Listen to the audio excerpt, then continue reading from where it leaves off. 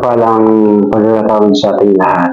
Sa panibagong video naman natin ngayon ay ang katotohanan na bubuksan sa atin ng Diyos. Ang content po natin sa video ito ay ang blueprint ng Diyos tungkol sa tao. Ang tungkol sa blueprint ng Diyos ay mayroong 7 katotohanan na dapat nating malaman. Sapagkat kapag nalaman natin itong 7 katotohanan na ito tungkol sa tao, kung paano nilikha ng Diyos ang tao at kung paano pinahalagahan ng Diyos ang tao, kung bakit gano'n na lang ang Diyos na hanggang sa kamatayan sa krus ng Panginoon sa Kristo, dagdag niya ang damdamin para sa mga tao. So dito, ating pag-uusapan ang katotohanan ito na kung ating malaman, magkakaroon tayo ng unawa, mabubukas yung ating spiritual na mata sa mga bagay ng Diyos at kung paano pala tayo minahal ng Diyos ng higit sa lahat. Ang Psalms, ang Book of Psalms, chapter 8, ito ang kanyang sinasabi. What is man that thou art mindful of him, and the son of man that thou visitest him? Ikha ng Diyos, inisip ng Diyos, nasa damdamin, nasa puso ng Diyos, ang tao. Kaya nga sabi niya, gayon na lang pag-ibig ng Diyos sa sanglibutan. So, ganun karugtog ang pag-ibig ng Diyos na iniisip niya tayo, bagamat hindi tayo nag-iisip sa Kanya.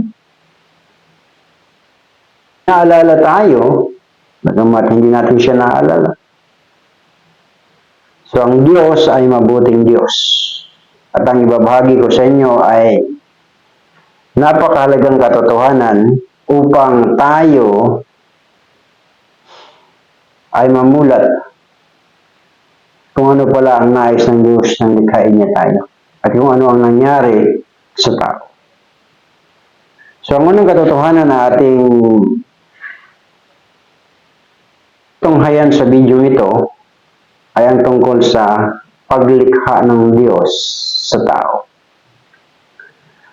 Ngunit bago magpatuloy, kaibigan, kung hindi ka pa nakapag-subscribe sa aking YouTube channel, please subscribe, pindutin ang notification bell upang ikaw ay maging updated sa sunod na nating mga upload ng ating mga video.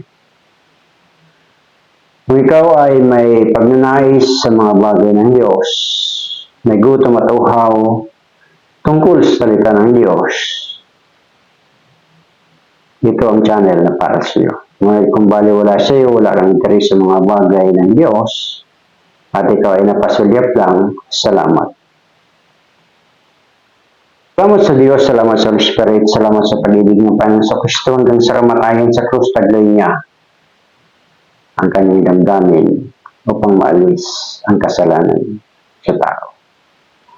Man's creation. So dito sa salita ng Diyos, sa unang katotohanan tungkol sa blueprint ng Diyos sa tao, ating alamin yung paglikha ng Diyos sa tao.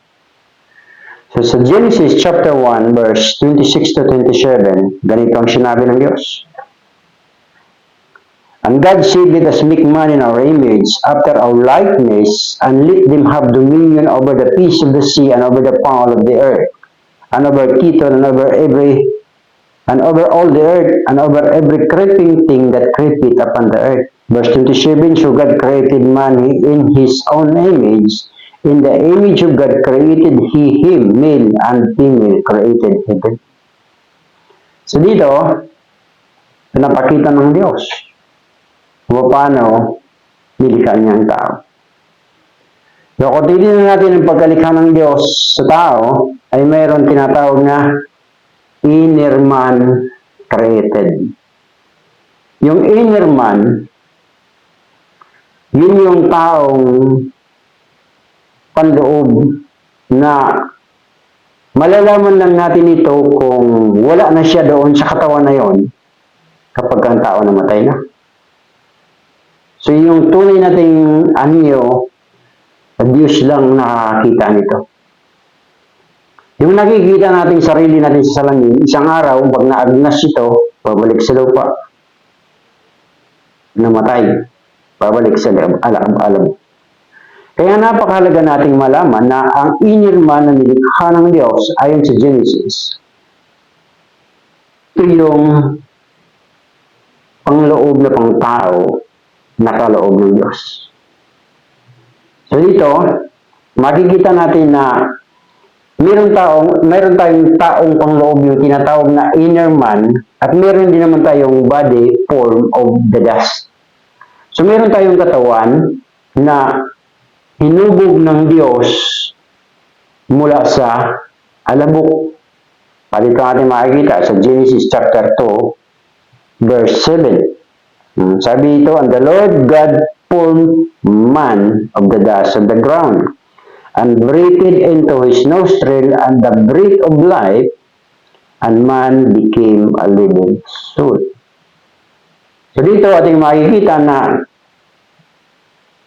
meron tayong inner man, meron tayong body form of the dust. Kaya pag namatay ang tao, binawi ng Diyos yung buhay na ibinigay sa tao.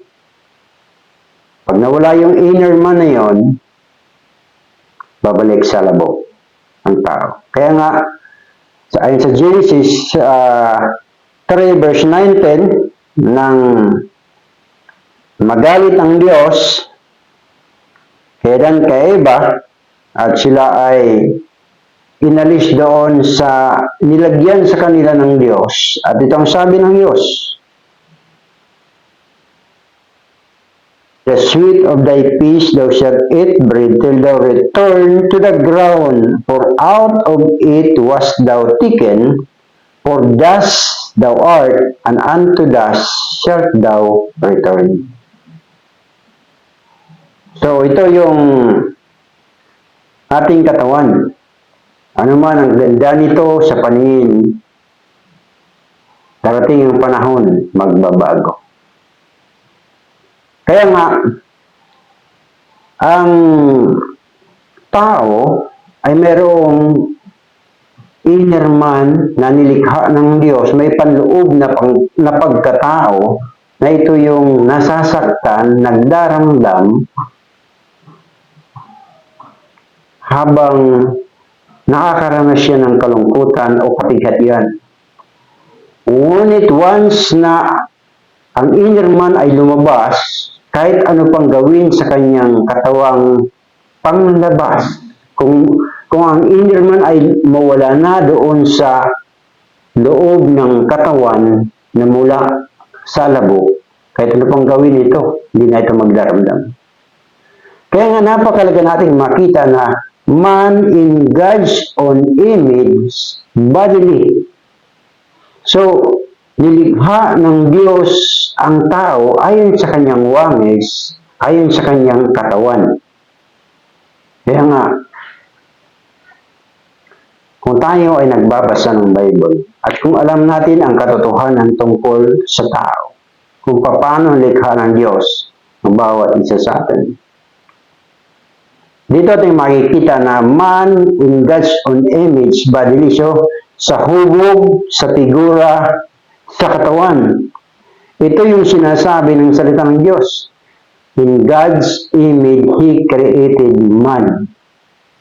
He created man in His own image. Kaya, napakahalaga na ating makita ito, ating maunawaan. Sapagkat ang Diyos na ito na lumikha sa atin,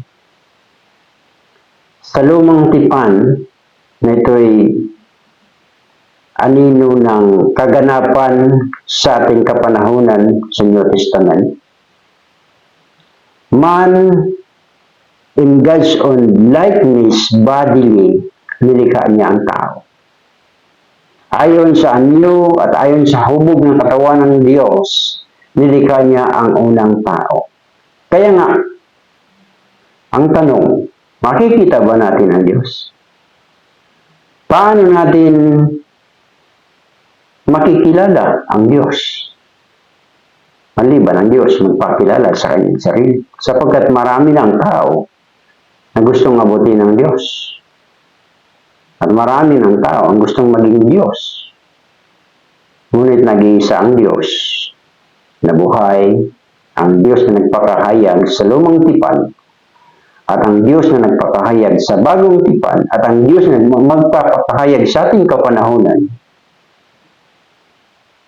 Genesis chapter 18, dito natin makita na ang Diyos ay nagpakita in bodily form. Sa tingin ng matang natural, ito yung mga tao na namumuhay sa lupa. Ngunit sa mga taong may malalim na ugnayan, dahil ang tao ay mayroong impartation ng mga bagay na mula sa Diyos. Kaya sabi ng Diyos sa Genesis, let us make man in our image according to our likeness. So, ibig sabihin, ang tao ay may kakayanan na makilala ang Diyos. Once na magpakita ang Diyos sa kanya, makikilala ng tao. At ito ang nangyari kay Abraham sa Genesis chapter 18. Sa paningin ni Abraham, tatlong tao. Ngunit kung titignan natin sa Genesis 18, chapter 1 pa lang, narito na yung declaration. Nang sabi, and the Lord appeared unto him in the plain of Mamre, as he sat in the tent door in the height of the beach. So the Lord appeared, ang Panginoong Diyos. Yung Lord na sinasabi ng salita ng Diyos dito ay puro capital letter. Ito ay pantukoy patungkol sa Diyos na Panginoon. Panginoong Diyos. So dito, makikita natin na kung inyong tutunghayan ang Genesis 18 hanggang sa unahan, dito niyo makikita paano nakipag-usap ang Diyos, paano nalaman ni Abraham ang plano at layunin ng Diyos tungkol sa pagliligtas sa kanyang pamangkin. Dito, ipinapakita na ang Diyos ay magpapakahayag sa kanyang sarili ayon sa kanyang kagustuhan. Mapalad ang tao na mayroong bukas na spiritual na mata, mayroong bukas na spiritual na tainga, upang kung ang Diyos ay lumapit sa kanya, makikilala ng tao ang Diyos na sa kanya ay lumikha. Mapalad ang tao na may bukas na tainga sapagkat malalaman niya na ang Diyos ay nakikipag-usap sa kanya sa pamamagitan ng spiritual earth. Doon, mas lalong pagtitibayin ng Diyos ang kanyang ugnayan sa tao. Para ang tao ay magkaroon ng malalim na pakikipag-ugnay sa Diyos. So, hindi lang si Abraham na nagpakita sa kanya ang Diyos ng mukhaan, hindi lang sa mukha, kundi sa hubog ng katawan na kung saan kinuha ang anyo ng tao.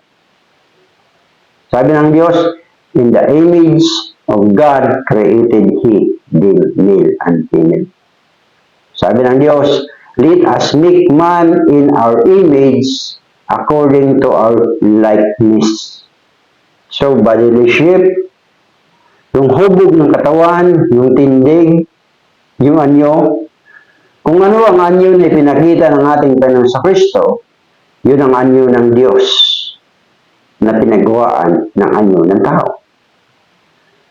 Sa Genesis chapter 32, dito ating makikita kung paano nakipagpangbuno si Jacob. At sinabi niya, I have seen God face to face. Anong sabi ni Jacob? And Jacob called the name of the place Penuel. Sabi niya, for I have seen God face to face and my life is preserved. Ibig sabihin, kapag ninais ng Diyos, magpakahayag sa tao, malalaman ng tao. Ang kapanahonan natin ngayon, ilang porsyento lang ang mayroong testimony patungkol sa Diyos na ito. Ang Diyos na nagpakahayag sa Israel, ang Diyos na nagpakahayag kay Abraham, ang Diyos na nagpakilala na siya ang Diyos ni Abraham, siya ang Diyos ni Isaac, siya ang Diyos ni Jacob, yun ang Diyos na nagpakilala kay Moses. Kahit man si Joshua, sa kapanahunan niya, ay sa Joshua chapter 5 verse 13 to 15. Sabi ni Joshua,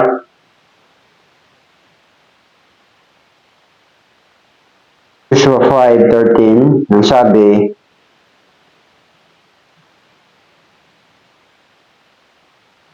and it came to pass when Joshua was by Jericho, and he lifted up his eyes and looked, and behold, there stood a man over against him with his sword drawn in his hand. And Joshua went unto him and said unto him, art thou for us or for our adversaries? And he said, nay, but as captain of the Lord of hosts am I now come. And Joshua fell on his face of the earth and did worship. Now, tingnan po natin. Sa book of Revelation,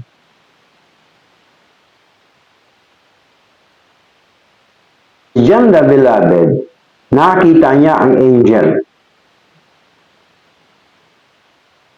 At nakipag-usap sa kanya ang angel, at nung ito'y makita niya ng mukhaan at ng malapitan, umuudyat yung mukod as means of worship. Pero ano sabi ng angel? Tumayo ka, kumandi na yung lingkod. The true angel, hindi tatanggap ng pagsamba mula sa tao. Sapagkat alam ng mga anghel kung sino lang ang tunay na sasambahin ng tao. Pero dito sa Joshua chapter 5, saan yung tao? The angel dahil walang pakpak na sinasabi, kundi tabak. At nasa harapan Joshua. Lumapit si Joshua at tinanong niya, ikaw ba'y para sa amin o para sa kaaway namin? Sumagot siya at ang sabi, hindi, kundi ako siyang kapitan ng mga hukbo ng Panginoon. Anong ginawa ni Joshua? Lumuhod, means of worship. Hindi siya sinuway sapagkat ang Diyos sa anyo na kanyang kinagigiliwan magpapahayag at magpapakita sa tao. At ito ang misteryo ng Diyos. At ito ang katotohanan na dapat nating malaman. Ang katotohanan ng blueprint tungkol sa plano ng Diyos. Tungkol sa kabuuhan ng tao. Kaibigan, unang bahagi pa lang tayo. Ang bahagi pa lang, pinahagi ko sa inyo tungkol sa blueprint ng Diyos. Ang blueprint ng Diyos tungkol sa tao. Tungkol sa pitong katotohanan nito. Kaibigan, kung ikaw na pagpala, at hindi ka pa nakapag-subscribe, please subscribe. At kung ikaw ay napagpala, iwan ng komento, like, or share. Pagpapatuloy natin ang kasunod nating topic, sa sunod nating video tungkol sa the blueprint of God para sa tao. Salamat sa Diyos, salamat sa pagkakataon, salamat sa inyong oras at panahon. Sa mang dako ng sulok ng mundo makabot ang video na ito, salamat sa Diyos. Sa Diyos ang papuri, subscribe na po.